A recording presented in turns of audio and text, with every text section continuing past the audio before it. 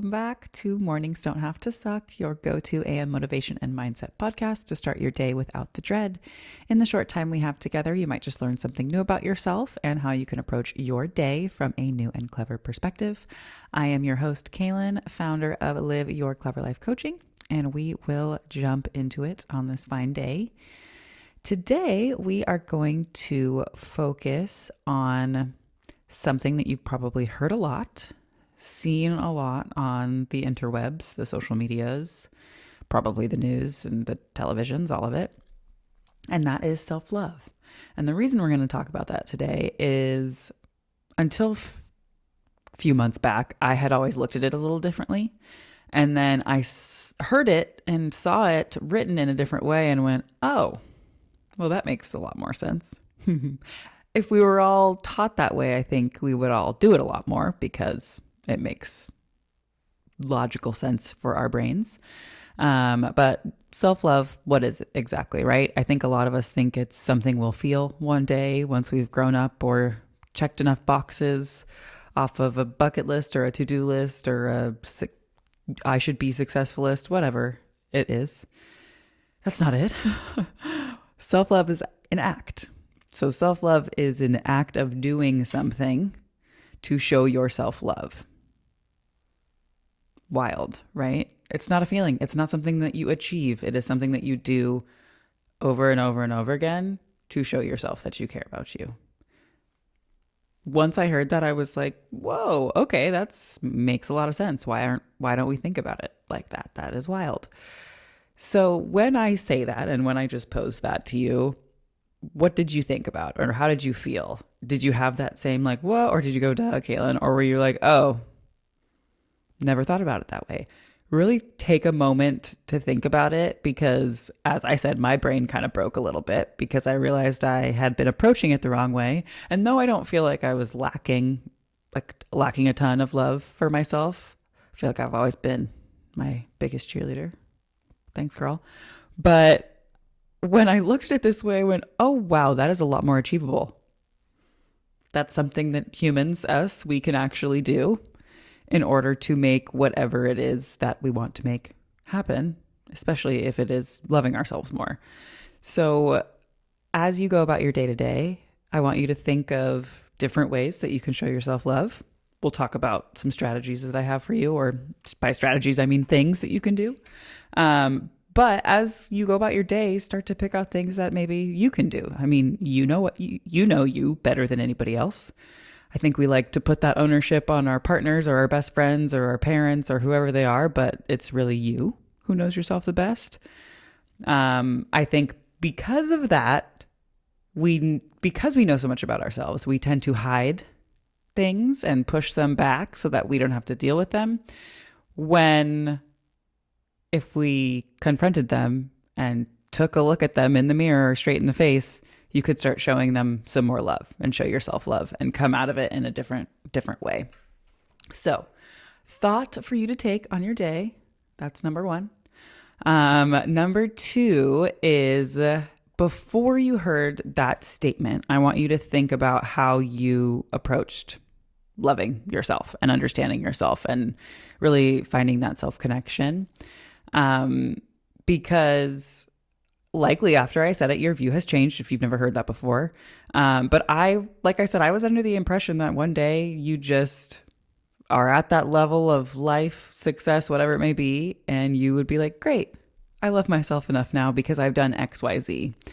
And I think that is a very dangerous and I don't even know another word to detrimental, I guess, way to think.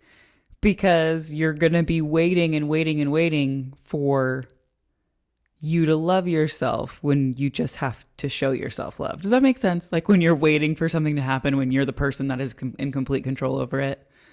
Like the cycle can continue for your entire life if you don't realize, oh, I just have to do things that show myself love. So think about it. How do you show the people in your life love right now? How do you show love to your partner? How do you show love to your friends? When your best friend is having a terrible morning, what do you do for them? Do you send them a coffee gift card? Do you send them a cute note? What do you do? There are things that we can start doing for ourselves on smaller or similar levels that get the same feeling, but for you and for us. It's interesting too, because in that cycle, right? In that kind of self-love feeling seeking cycle that you can find yourself in, it's like we're saying we want all this self-love, right? We're saying one day I'm going to be this person who loves myself for XYZ, while you're actively doubting and telling yourself that you're not enough. You know what I mean? That is not the goal. The goal should be is, what can I do today, this week, this month, this year to show myself that I love myself? Is it traveling more because I love to travel? Is it going to bed at a certain time because I know my body thrives better off more sleep? Start to think about how you can support yourself in ways that illustrate love for yourself. Let's talk through some ideas. So, ways to show yourself love: prioritizing your health. I know this is either a yay gung-ho topic for some people, or no, like, don't talk to me about that, depending on where you're at in your life and your connection and your understanding with your body. This might be annoying for you to hear, but when you take care of your body responds very well. So when you feed your body the right foods, it feels good. You don't tend to get stomach aches. Your brain tends to be clearer. You can tend to think a lot better, talk a lot clearer, all XYZ, right? That's one step that you can show yourself love. And your body will show you love back in how it shows up for you and how much energy you have and how you're able to communicate with people, because mentally you will also feel better. There are so many things that you benefit from so many benefits, I should say, when you prioritize your health. So, seems obvious to a lot of people, but also when we get in the motions of our life, the motions of our jobs, the motions of whatever's demanding things out of us, it is very easy to put ourselves on the back burner. And what we are doing is bringing it back so that the focus is on you and how you can live your best life, right? Rest. Let's talk about it. Not enough of us get enough sleep. I am not that person, because I know that I thrive off of 7 to 7.5 hours of sleep. So I go to bed at a certain time so that I can wake up in that range and feel good, because I know that if I don't, I might have a headache. I'm usually angry. I don't want to do any work at all for my 9 to 5, things like that. The effort levels go down when you don't have that extra rest, or at least when I do. And a lot of us out here today are used to reaching for multiple cups of coffee. You actually don't need the coffee. You're just used to it. And if you got enough sleep, the coffee would turn into like a lovely treat that you have, rather than, oh no, I have to get my coffee or I'm going to have a headache. That is because your brain is addicted to coffee and caffeine. We've all been there. In the beginning of my days in the corporate world, I was going to say how many years ago, but don't worry about it, 10 plus, I worked in a very high stress environment, to say the least. Shame was a big thing that was used to make you do better. Didn't work on me. Clearly, shame doesn't work on me. Sorry, guys. But my escape and my way of staying in it was, I had like 3 to 4 cups of coffee a day. And you know what else I had? Migraines. Weird. And I also worked in an environment where they encouraged alcohol often. And so alcohol, caffeine, lack of sleep cycle doesn't do well for your body. It doesn't make you feel good.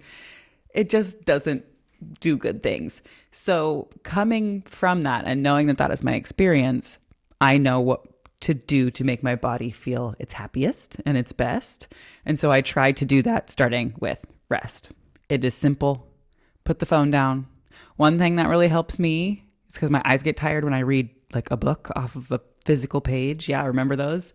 Do that. If you have a Kindle, great. Same. If you read instead of doom scrolling, or if you read instead of whatever else you might be doing on your phone, you go to sleep a lot quicker, and you're not up until 2 a.m. looking at memes. And I'm not going to shame you for that, because I am the memer. I have several people who get 40 memes from me in one sitting because I think that they're funny, but I'm not a doom scroller. Once I hit the bad stuff, I go, I got to get out of here. I am a funny memer. So anywho, things to consider. kind of trailing off from the shame piece is making sure that you're giving yourself grace. And I mean this in many ways. If you're trying to, start a new workout routine and you go to the first one and you feel great and the next day you wake up sore AF, probably going to happen. Give yourself grace as you ease back into it. I think a lot of us rush or get angry that we're not good at something or get angry that we're not strong enough when we aren't taking into consideration that things take time, especially when it comes to building muscle and tone and, all that good stuff. So give yourself grace. Not even just around that, but around how you are reacting to things when you're trying to change, how you show up for yourself because of how you're used to doing it versus how you're trying to change the things that you're doing. Just being mindful of how much pressure you put on yourself in times when you're trying to improve. Pressure, they say pressure makes diamonds, but we're not rocks. I know that's probably not how it works. I know that's not how it works at all, but we are not. We are human beings. And if you put us in one of those presses, we go splat. It doesn't work. So you have to make sure that you're giving yourself grace. You are not forcing things. You are not rushing things. And in the process of all of that, you are releasing shame. You know how I do. If you've been listening at all, if you listen to any of these other episodes that I have for you, shame is not welcome here. You should not welcome it in your life either. It brings nothing good. Shame is meant to keep you in your place and to make you feel like you are not growing, to make you feel like you're only going backwards. And we are the opposite. We are moving forward. We are growing from our experiences. We are learning, and we are not letting shame dictate our decisions. And if you've ever have let that happen, again, don't give yourself shame over it, right? Mm-hmm. Acknowledge the why, acknowledge the situation, and acknowledge that you're not there anymore. Little tangent, you know how I do, but I feel like a lot of us today feel and are scared that we are still a version of ourselves from the past. And we react from a place of the past rather than acting and living as the person we are now and the person we want to be later.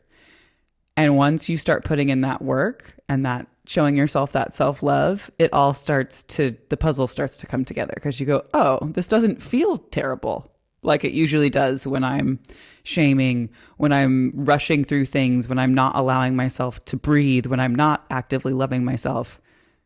Doesn't feel that great. But when you flip it, you're like, wow, this is not bad. Thoughts to take through your day today, because I just want to give someone a glimpse into the life that they can have if they let themselves have it. You are the true owner of your life.